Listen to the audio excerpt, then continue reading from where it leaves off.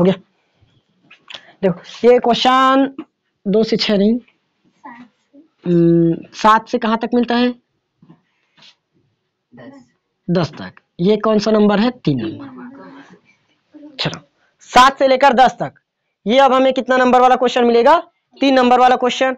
पूरा एक ही में चाहूँ तो वीडियो अपलोड कर सकता था, लेकिन ना बहुत ज्यादा लॉन्ग हो जाएगा, देखने में बोरियस लग जाएगा, इसलिए मैं एक में नहीं कर रहा हूँ, अलग अलग बना रहा हूँ। 1 नंबर का क्वेश्चन का जो वीडियो अलग मिल रहा है, 2 नंबर वाला अलग, 3 का अलग, 4 का अलग, 5 का अलग और 6 का अलग। तो पूरा एक एक दिन देखते जाओगे तो ज्यादा सही रहेगा। चलो क्वेश्चन नंबर 7वां क्वेश्चन देखो क्या बोला गया है।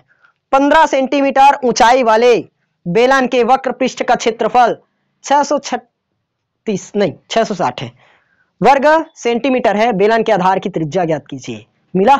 जितना क्वेश्चन कराया हूं वही क्वेश्चन बार बार रिपीटेड है।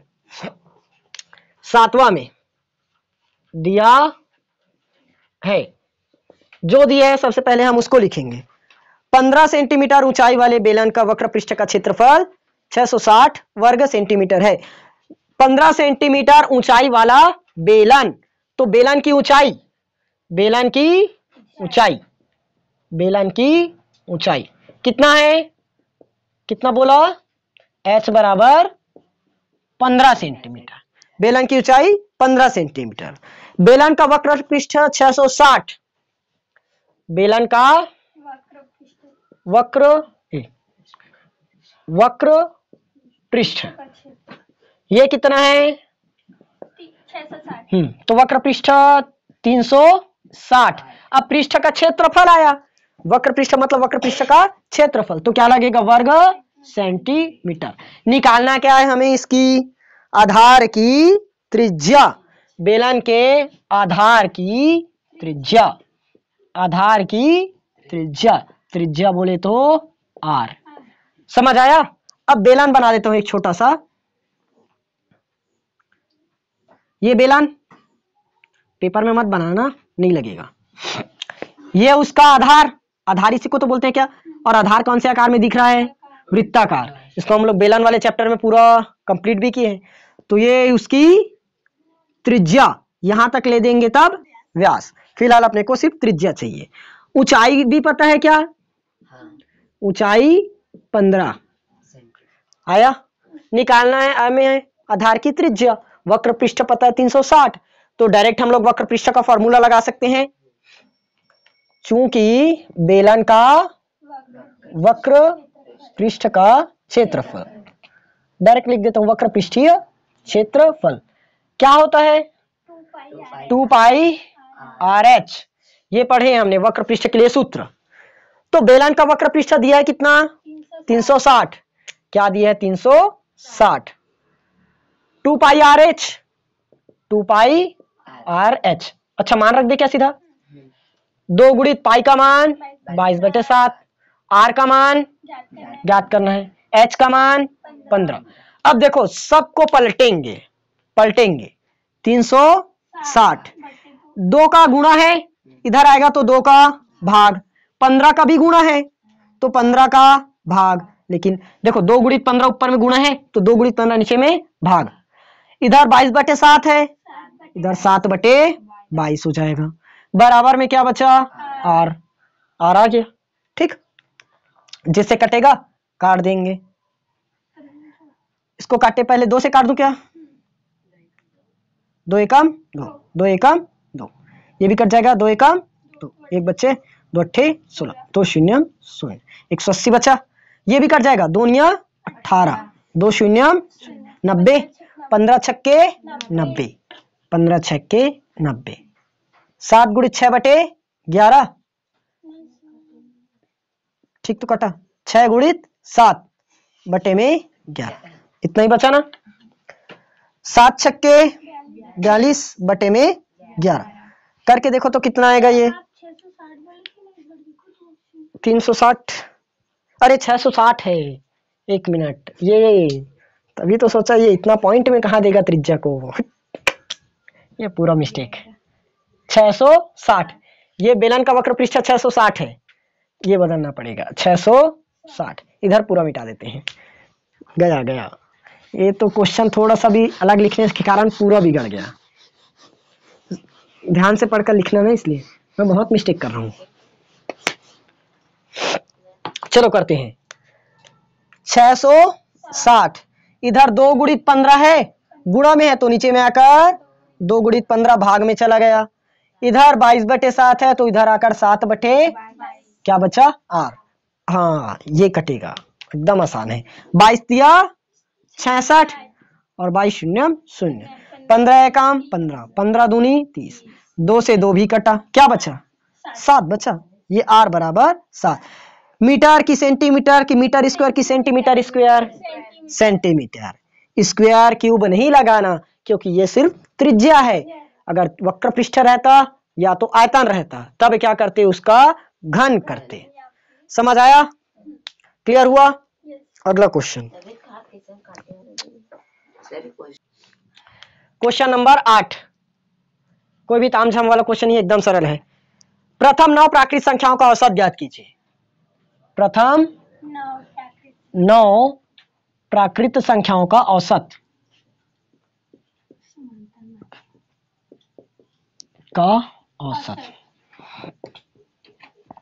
हमें ये बताना है। तो इसके लिए सबसे पहले हमें प्राकृत संख्या पता रहना चाहिए, और प्राकृत संख्या पहले 9 प्राकृत संख्या पता रहना चाहिए। तो पहले लिखेंगे प्रथम 9 प्राकृत संख्या। प्राकृत संख्या किससे दर्शाते हो, एन से। इसका सिंबल आ सकते हैं ना, किससे दर्शाते हैं करके, एन, लेकिन कभी आया नहीं है, वो पिछले क्लास का ही क्वेश्चन था, बोर्ड एग्जाम में नहीं देता। तो प्राकृत संख्या 0 से स्टार्ट होता है कि 1 से? 1 से। अगर इसी की जगह पूर्ण संख्या बोलता तब 0 से करना पड़ता। समझ आया।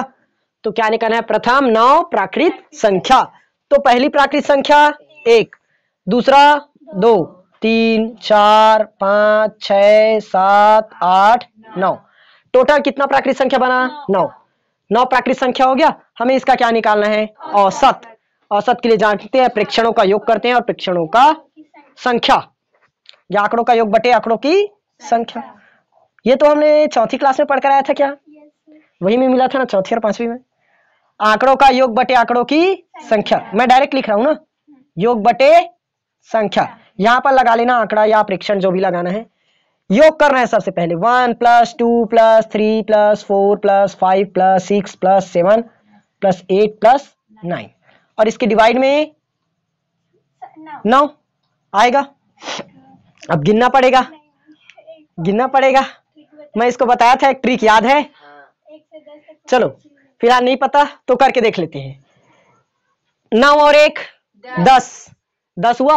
8 2 10, 7 3 10, 6 4 10। कितना बार 10 हुआ, इन दोनों को किए, एक बार 10, 2 बार 10 यानी कि 20, 3 बार 10 30, 40, और 5 45 आया। कितना मिला, 45। पूरे के डिवाइड में 9। अब कितना आ जाएगा, 9 × 5 = 45। डायरेक्ट यहां से देख सकते थे, 5 आंसर है। ट्रिक बताया था एक बार, इसका याद है, शॉर्ट्स में ट्रिक अवेलेबल है, देख लेना।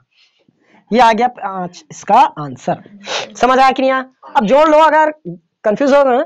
2 और 1 3, 3 6, 4 10, 5 15, 15 6 21, 21 7 28, 28 8 36, 36 9 45, और पूरे के डिवाइड में 9 आया ना, सेम। तो इसलिए हमने ऐसे कर दिया, 9 और 1 10, 8 2 10, 7 3 10, 6 4 10, और ये 5। कितना 10 मिला, 1 2 3 4, 4 बार 10 मिला और एक बार 5 मिला। और इसको ट्रिक वाले से बना सकते हो, डायरेक्ट आंसर 5 बनेगा। ट्रिक मैं बता चुका हूं, देख लेना। सूत्र लिखना जरूरी है। 9वां क्वेश्चन, क्वेश्चन नंबर 9। वर्ग, अरे ये इतना सिंपल सवाल। योगफल और गुणनफल दिया है, x² + 2x - 3, x² + 2x - 3 = 0। हमें इसका निकालना है योग और गुणा, योगफल और गुणनफल। पहले ही पढ़ चुके हैं, एकदम सिंपल है। सबसे पहले क्या करेंगे, ax² + bx + c से तुलना लिख लोगे। छोड़ू, a बराबर 1, b बराबर 2, c बराबर -3। तब भी गलत करते हो, पेपर में करते हो। तो पहले क्या लगाएंगे, मूलों का योग। मूलों का योग माइनस का b बटे a। अब पता नहीं कहां से इस माइनस को हटा डालते हो, कौन जन कतीला थे। माइनस का माइनस, b बराबर 2, a बराबर 1, तो क्या मिला -2। और कई लोग यहीं पर आंसर छोड़ देते हैं, -b बटे आंसर हो गया।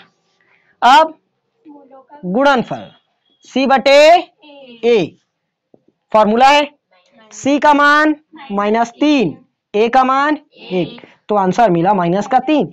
ये लो, कौन इसमें 3 नंबर गंवा कर आएगा, फ्री का 3 नंबर है।